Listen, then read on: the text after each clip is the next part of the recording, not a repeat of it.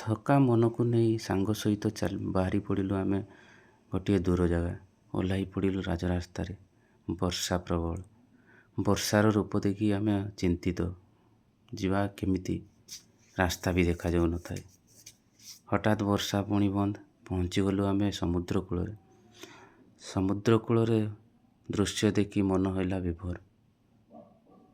ସମୁଦ୍ରର ରୂପ, ବନ୍ଧୁମାନଙ୍କ ସହିତ ଆଳାପ, ଗପ, କିଛି ପୁରୁଣା ନୂଆ କଥା ନେଇ ଆଲୋଚନା, ତା ସହିତ କିଛି ଦୃଶ୍ୟ, ଏହିପରି ସମୟ ବିତି ଚାଲିଥାଏ।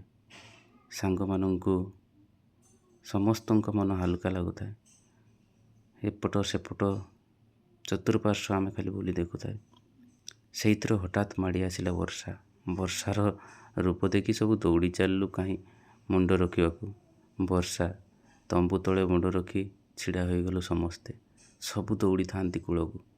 କି ସୁନ୍ଦର ସେ ଦୃଶ୍ୟ। ହଠାତ୍ ଏ ସମୟ ଆମକୁ ମିଳିଗଲା। ପୁଣି ବର୍ଷା ଛାଡ଼ିଲା।